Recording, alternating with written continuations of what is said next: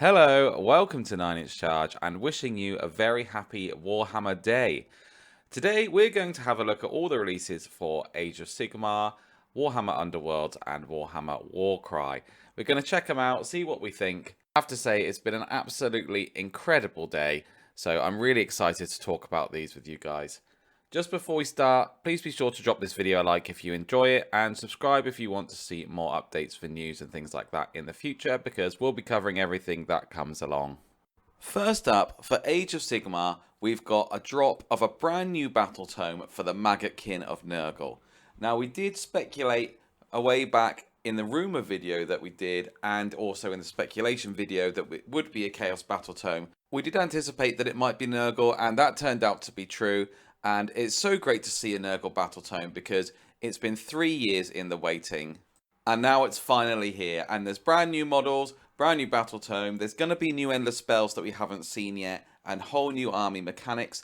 The army mechanic that they talked about sounded really interesting, really fantastic. What you're able to do as a Nurgle player is, as your units surround the enemy, they begin to infect them and cause mortal wounds, and this can go on and on throughout the battle and get worse for your opponent. And even if they potentially kill or wipe out one of your own units, that unit, if it has infected your enemy, it will still do wounds long after it's dead and gone. They've previewed a brand new model, the Rotbringer Sorcerer, which is a strange amalgam of human and fly, sort of diseased, disgusting person. Absolutely great model. Little details on this model, like the Plague Bearer skull belt buckle and little wings that it's got dangling off, and he's got some scrolls. They did sort of say that they might be Dispel scrolls, but I like to think that it's another sort of tally of different diseases and things like that they've caused. Really cool candles with green fire. I like that it's got humanoid kind of rotting flesh. The green rotting flesh that they have often seems a little bit cartoony, and this just brings it more to life and just makes it feel a bit more realistic and a bit more disgusting. So really excited for this. Nice to see the little tease. Looking forward to seeing more.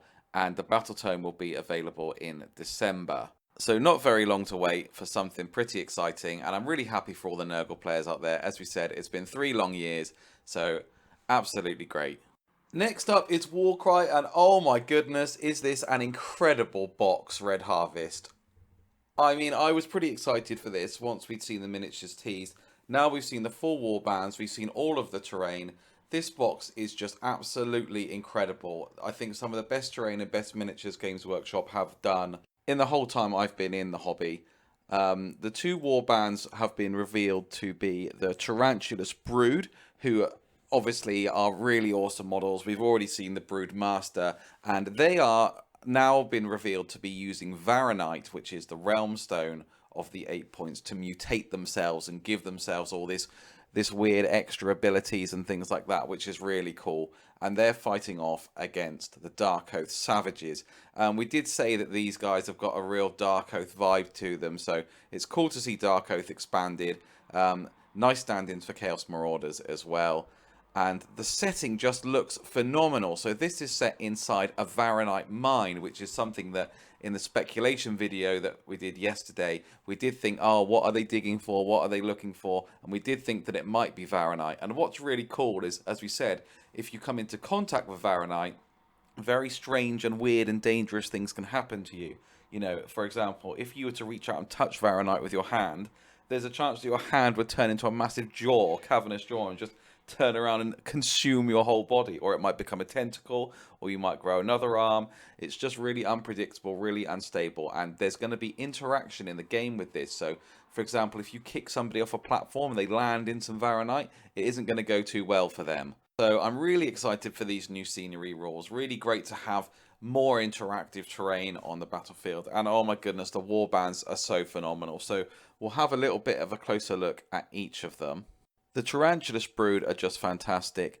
There's some really great details in there. I like that they're holding all the webs and things like that. I like their mutations. I like that their skin is a little bit off color in this paint scheme. Just makes them look all that little bit more sinister and a little bit more tainted. I hope that we see more from these, and I hope that we see the warp spider that the Broodmaster is wearing. And after that, the Dark Oath Savages are just... They've got a real kind of Conan the Barbarian feel to them, and there are some models that are really fantastic. I really like this Wolverine-looking guy. He looks really savage. And this woman here with the massive axe is just absolutely phenomenal. She's the one that was actually silhouetted in the preview image that they released. She was on the left-hand side, and we said it could be something a bit chaotic. And it absolutely is. I think they just look really great. I mean, no tricks, no jiggery-pokery about these guys. No magics, just straightforward. Absolutely going to tear you to shreds. Muscular, really imposing. Just fantastic models. So I'm really impressed with this Warcry release. It's the most impressive release I've seen for a long, long time, and I really want to get my hands on that box. And last but by no means least, we have Warhammer Underworld's Harrowdeep and the brand new warband Black Powder's Buccaneers. Really excited to see a new pirate-themed warband. I think that's just such a great idea. I'm quite pleased that it's ogres. We did think maybe it might be Scourge Privateers from Misthaven, as that is in the Realm of Shadow. But oh my goodness, isn't this warband phenomenal? And I have to say that the crab from the Idoneth Deepkin now has a run for his money, because the monkey is just phenomenal and I think probably has stolen the show. So they are led by Gorlock Black Powder. Massive imposing presence, Gorlock Black Powder. And something I love about this warband is the scale of it. I like all the different scales of the different... You've got the Noblars, and you've got the monkey, obviously, and the parrot, and you've got this massive ogre in the front. And I think they'll work in a really interesting way, where they've got speed, and they've got sneakiness, and they've got a massive hard-hitting sword. I mean, that sword is bigger than a man. It's absolutely huge. They've wound up in the Harrowdeep because his pirate ship got sucked down under the water by a whirlpool, and then they washed up on the Harrowdeep. So they're now there in search of whatever treasure they can lay their hands on, which is very cool. My favourite takeaways from the warband are probably Gorlock's gun. I think that's really cool. Multiple barreled. Apparently he rolls 4 dice when he attacks with it, which is really cool. And I also really like that the Noblar on the left there, his name is Pegs, because he has a peg leg, which I think is quite cool. Like the nicknames there. Alright, well, that is everything that was revealed for Warhammer Age of Sigmar, Warhammer Warcry, and Warhammer Underworlds. Let me know what you think in the comments. Are you happy? Are you excited? Is there something else you would have preferred to see? Let us know what you think. It's always great to share our ideas and share our excitement. For me, I was just absolutely blown away, to be honest. I think after a year where we've had a lot of delayed releases and things like that, it's nice to see everything come back together, and just nice to see that there are a lot of things lined up in the future. So hopefully this is a bit of a turnaround, no more delays. A lot of this stuff, you know, the 40k release and the Age of Sigmar release out by Christmas. So that's really great news.